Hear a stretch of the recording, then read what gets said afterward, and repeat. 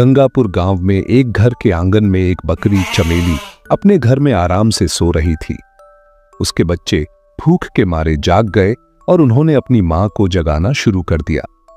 वे बार बार उसे आवाजें देने लगे कि हमें भूख लगी है, मां उठो। चमेली को यह बिल्कुल अच्छा नहीं लगा कि उसे इतनी सुबह जगाया जा रहा है और उसकी नींद खराब की जा रही है। उसने उन्हें सोने देने की जिद की, लेकिन बच्चे जिद पर उतर आए क्योंकि उन्होंने पिछली रात भी कुछ नहीं खाया था। चमेली को अनचाहे ही उठना पड़ा। वह बड़बड़ाती हुई कहने लगी कि ये बच्चे उसे चैन से सोने भी नहीं देते। जब उसने बच्चों से पूछा कि कल लाया हुआ खाना कहां गया, तो बच्चों ने जवाब दिया कि वे खा चुके हैं। यह सुनकर चमेली को गुस्सा आया और कहने लगी कि तुम्हारे पेट तो जैसे कुएं हैं, जितना लाती हूं सब खा जाते हो। आखिरकार चमेली मजबूर होकर खेत में खाने की तलाश में निकल पड़ी। वह सोचती जा रही थी कि इन बच्चों ने तो नाक में दम कर रखा है, इन्हें क्या पता कि खाना लाने में कितनी मेहनत लगती है। चमेली एक कामचोर और सुस्त बकरी थी। उसे दिन भर सिर्फ सोना पसंद था। पिछली बार जैसे तैसे जंगल से खाना मिल गया था, लेकिन अब वहां के जानवर उसे कुछ देने को तैयार नहीं थे। वह सोचने लगी कि अब खाना कहां से लाए।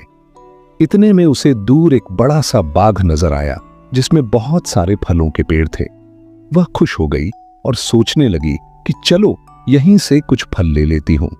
जैसे ही वह फल तोड़ने के लिए आगे बढ़ी, एक बैल ने उसे रोक लिया।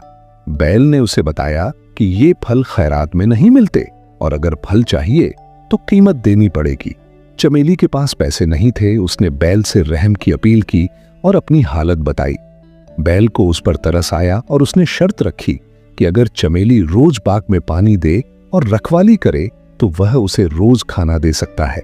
मगर चमेली ने काम करने से इनकार कर दिया और वहां से चली गई। आगे जाकर उसके पैर चलते चलते दुखने लगे। वह थक चुकी थी और कहने लगी कि थोड़े से खाने के लिए कितना चलना पड़ता है। इतने में उसे दूर एक इंसान का घर नजर आया जहां दो बकरियां आंगन में खड़ी घास खा रही थीं। चमेली ने सोचा कि ये मेरी ही जात की बकरियां होंगी, ये जरूर कुछ खाने को देंगी। वह उनके पास पहुंची, मगर वहां भी उसे साफ जवाब मिला कि यहां मुफ्त में खाना नहीं मिलता। इन बकरियों को रोज मालिक को दूध देना पड़ता था, तब जाकर खाना मिलता है। इतने में घर का मालिक आया जिसका नाम हरिया था। उसने चमेली से पूछा कि वह कहां से आई है। चमेली ने बताया कि उसके बच्चे भूखे हैं, उसे खाने की जरूरत है। हरिया ने भी शर्त रखी कि अगर वह दूध दे तो रोज अच्छा खाना देगा, मगर चमेली ने इनकार कर दिया और वहां से भी चलती बनी। थोड़ा आगे जाकर चमेली को एक खेत नजर आया जो खाली था और वहां बहुत सारी फसलें थीं। चमेली ने सोचा कि यहां से तो मुफ्त का खाना मिल जाएगा।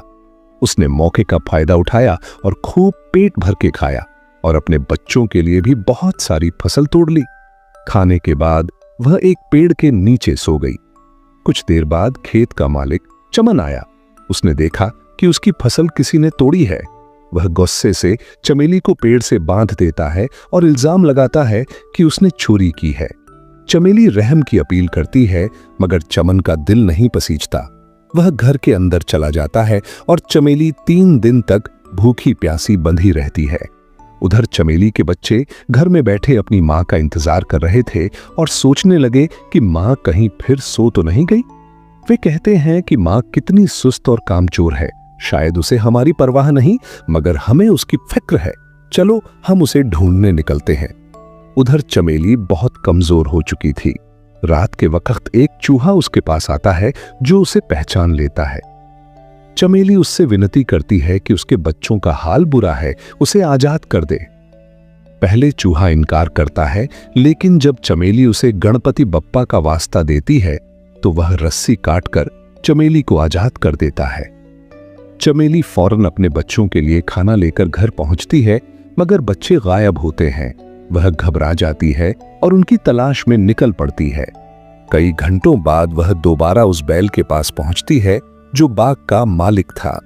वह बैल बताता है कि बच्चे 2 दिन पहले उसके पास आए थे और अपनी मां के बारे में पूछ रहे थे, मगर जब बैल ने उन्हें बताया कि उनकी मां एक कामचोर बकरी है तो बच्चे शर्मिंदा होकर वहां से चले गए। चमेली रोती हुई बच्चों की तलाश में हर तरफ भटकती है और चलते चलते हरिया के घर पहुंचती है। हरिया उसे पहचान लेता है और पूछता है कि वह फिर चोरी करने आई है। चमेली बताती है कि वह सिर्फ अपने बच्चों की तलाश में आई है। हरिया बताता है कि वे तीनों बच्चे उसके पास भूखे प्यासे आए थे और उसने उन्हें खाना खिलाकर रुखसत किया। वह बताता है कि खाने के बाद वे अपनी मां की तलाश में निकले, मगर एक शेर ने उन्हें पकड़ लिया। यह सुनकर चमेली के होश उड़ जाते हैं और वह फूट फूट कर रोने लगती है। उसे एहसास होता है कि बच्चों की मौत की जिम्मेदार वह खुद है, क्योंकि उसने काम न किया, सिर्फ आराम को तरजीह दी। अगर वह उस दिन बैल की बात मानकर काम कर लेती या हरिया की शर्त मान लेती तो उसके बच्चे आज जिंदा होते। वह गमगीन होकर चमन के खेत में वापस जाती है और उससे कहती है कि वह उसे दोबारा पेड़ से बांध दे, क्योंकि वह अब जीना नहीं चाहती। चमन यह सुनकर हैरान हो जाता है, मगर उसकी सच्चाई सुनकर उसे तरस आता है और कहता है कि वह सजा नहीं देना चाहता। चमेली कहती है कि अगर सजा नहीं दी जाएगी तो वह खुद ही कहीं जाकर मर जाएगी। इतने में पीछे से बच्चों की आवाज आती है। चमेली पीछे मुड़कर देखती है तो उसके तीनों बच्चे जिंदा खड़े होते हैं। वह खुशी से बेहाल हो जाती है और उन्हें गले लगा लेती है। बच्चों को बचाने वाला चूहा बताता है कि जब उसे पता चला कि बच्चों को शेर ने घेर लिया है तो वह फौरन पहुंचा और शेर को डराकर बच्चों को बचा लाया। चमेली हरिया से कहती है कि वह अब हमेशा उसके खेत में मेहनत करके अपने बच्चों के साथ रहना चाहती है। हरिया कहता है कि अब उसे यकीन हो गया है कि मेहनत करने वाला कभी भूखा नहीं मरता।